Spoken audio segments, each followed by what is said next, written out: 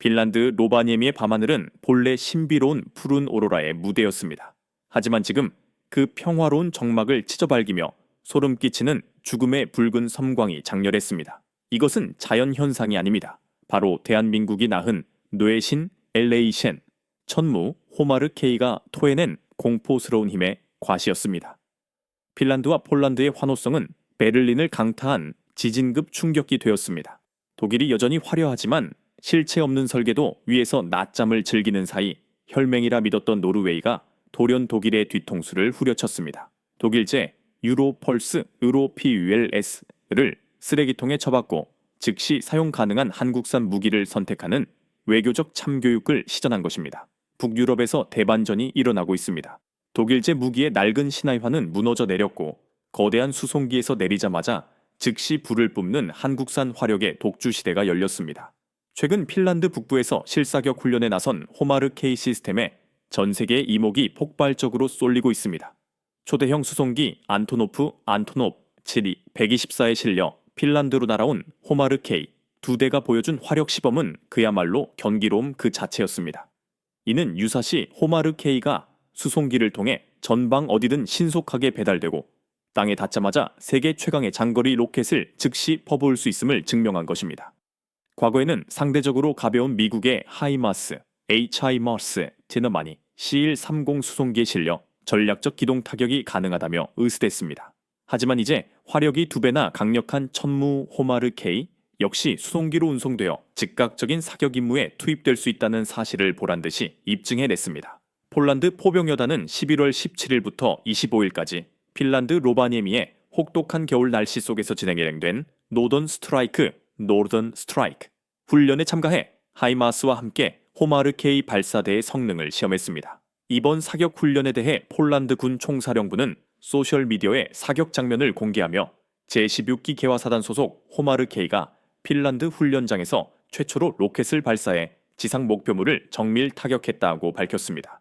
드론이 정밀 타격을 지원했고 제21 포달레 소총여단 병력들이 핀란드 파트너들과 함께 정찰 임무를 수행했습니다. 하얀 설원을 배경으로 불기둥을 뿜어내는 호마르 K의 영상은 그야말로 장관이었고 이 게시물에는 축제 분위기다.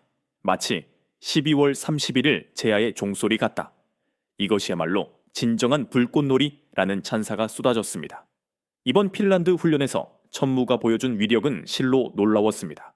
이미 폴란드가 2,900대를 계약했고 최근 에스토니아도 도입 협력에 합류했습니다. 하지만 여전히 많은 유럽 국가들은 미국산 하이마스와 유럽 자체 로켓 개발을 주장하는 목소리 때문에 천무 도입을 쉽게 결정하지 못하고 있었습니다. 그런데 판을 뒤집는 결정적이고 놀라운 사건이 터졌습니다. 바로 노르웨이의 천무 도입 선언입니다. 11월 22일 글로벌 군사 전문지 아미 레코그니션 기세에는 노르웨이가 독일제 로켓 시스템 대신 한국의 천무를 선택했다고 보도했습니다. 노르웨이는 장거리 정밀 타격 시스템 경쟁에서 독일이 주도하는 유럽연합의 유로펄스, 으로피ULS를 과감히 탈락시키고 대한민국의 K-이섭스 39 천무를 최종 낙점한 것입니다. 이 결정은 독일 노르웨이 국방 파트너십의 긴장을 불러오고 유럽의 군사적 자립 전략에 거대한 타격을 입힌 것으로 평가받습니다. 노르웨이가 이번에 독일을 배신하고 한국을 택한 데는 뼈아픈 이유가 있습니다. 과거 노르웨이는 전차 도입 사업에서 독일의 러파르트와 한국의 K2를 비교하다가 결국 유지 보수와 무기 체계 호환성을 핑계로 독일 전차를 선택했었습니다.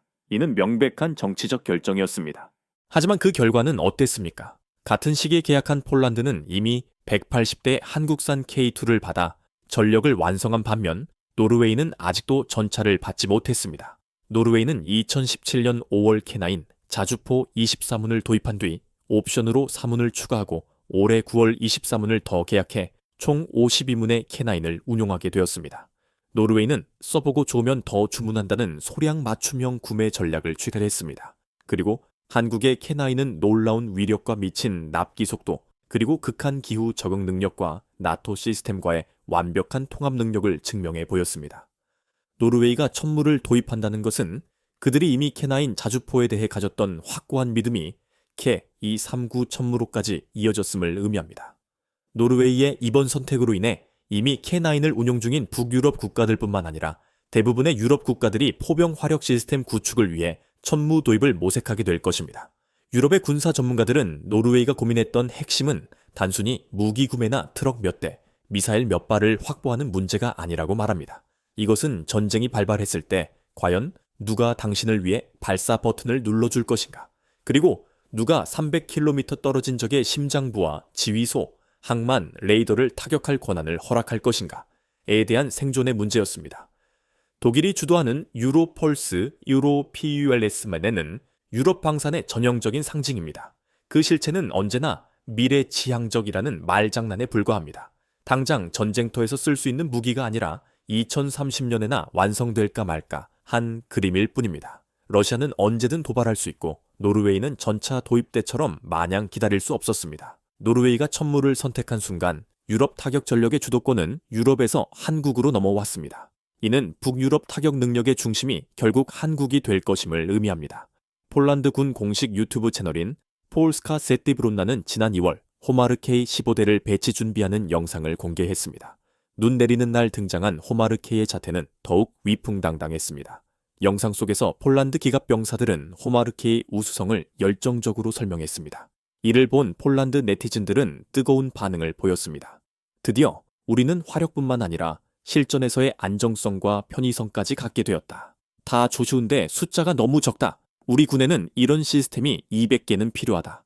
폴란드는 네티즌들의 염원대로 총 290대의 호마르 K 도입 계약을 체결했고 2023년 말 15대 인수를 시작으로 현재까지 무려 174대를 인수했습니다. 폴란드 네티즌들은 두 가지 핵심 기술에 열광하고 있습니다. 첫째는 사거리 80km 급유도 로켓 천무 080이며 둘째는 사거리 2900km에 달하는 전술 미사일입니다. 그들은 이 기술들을 활용한 작전 수립과 연계 방안에서 막강한 힘을 얻고 있습니다. 폴란드가 K239 천무의 위대함을 완벽하게 증명하자 최근 캐나다의 한 군사 채널도 천무 분석 영상을 게재하며 화제에 올랐습니다. 캐나다는 지난 10월 17억 5천만 달러 규모의 HIMARS 도입을 결정했으나 최근 트럼프의 캐나다 무시 발언 등으로 인해 계약 취소 논란이 일고 있습니다. 바로 이 시점에 한국이 K9 자주포와 함께 K2 739 천무를 패키지로 제안한 것입니다. 이에 대해 캐나다 네티즌들은 다음과 같은 댓글을 남겼습니다. 나는 캐나다 참전 용사다. 캐나다의 경제적 이익과 화력을 위해 제발 K239를 선택해라. 캐나다는 정신 차려야 한다. 천무가 더 나은 시스템이고 가격도 좋으며 기술 이전까지 가능하다. 도대체 왜 아직도 미국 하이마스를 고민하는가? 우리 군인들의 하이마스 사용 경험, 그들을 믿어라. 그들은 똑똑해서 어떤 장비든 아주 짧은 시간 안에 운용법을 배울 수 있다. 무엇보다 천무에는 작동을 멈추게 하는 원격 차단 스위치, 킬 스위치 따위는 절대 없다. 노르웨이의 결정은 단순한 무기 구매 계약이 아닙니다.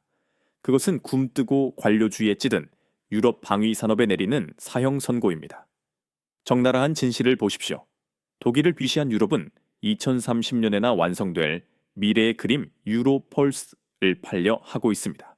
반면 한국은 오늘 밤 당장 반가쇠를 당길 수 있는 장전된 총고섯을 파트너의 손에 쥐어줍니다. 러시아와 국경을 맞댄 노르웨이는 전쟁이 터지면 종이 쪼가리 위의 약속이 아니라 즉각 화력을 뿜어낼 발사 버튼이 필요하다는 것을 누구보다 잘 알고 있습니다. 노르웨이에서 독일의 패배는 낡아빠진 유럽의 안보 우산에 대한 신뢰가 붕괴되었음을 의미합니다. 한국은 상상조차 할 수 없던 일을 해냈습니다. 군사 권력의 무게중심을 늙은 대륙에서 한반도로 옮겨온 것입니다. 폴란드에서 에스토니아, 그리고 이제 노르웨이까지 나토의 동부와 북부 측면을 감싸는 한국산 화력 벨트가 견고하게 구축되고 있습니다.